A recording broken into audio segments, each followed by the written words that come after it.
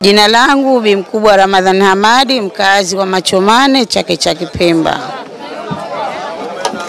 Natoka Machomane mpaka Chake kuja kutafuta biashara samaki. Lakini nimefika hapa naona hali ya samaki upatikanaji wake mgumu. Biashara imekuwa ngumu, bei ziko juu na uuzaji inakuwa pia ni mgumu kwetu. Sababu samaki ukimnunua hapa kwa bei ya juu, ukifika kule huwezi kupata wateja. Na hata kama unapata mteja analalamika sana.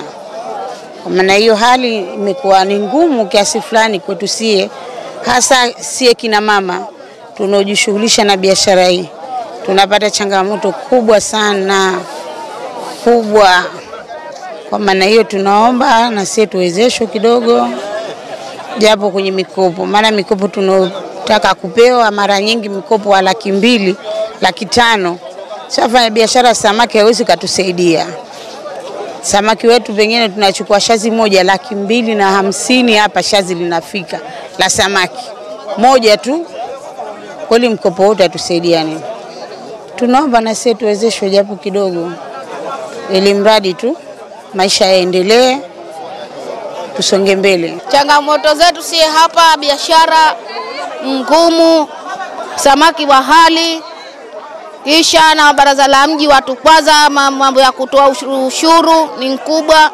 Tukikamatwa nao tukamata samaki wetu wachukua hawaturudishi wenyewe. Zote hizo changamoto kwa sisi wanawake na pesa tulizonazo ni kidogo.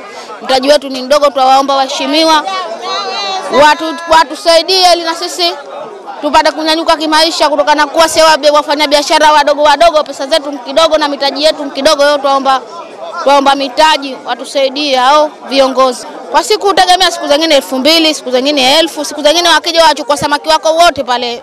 Hali ya biashara hapa pesa samaki wa hali, tunanunua hali samaki shazi 200,000 na 50,000, 280,000 na tukifika kule wateja tuambia nyie kule mkifika mauzi wa rahisi tusema tuuzia hali mwapewa tukule, lakini ndio kama hivyo unavyoiona. Wito serikali watusaidie, watu nyanyue kimaisha, watuongeze mtaji ili tupate kuenda maisha mbele. Kwa sababu kuna vifaa tunataka kama mfano mafriji, sio wengine hatukwaza, hatuna wafanya biashara ndogo ndogo kama azime mwenzioni yake siku zingine samaki wako waoza. Sasa tuomba msaada watusaidie, watu kama kutukopesha miradi ili tuweze kupata mafriji ya kuwekea ile samaki wetu. Hizo ni changamoto sio wafanya biashara samaki.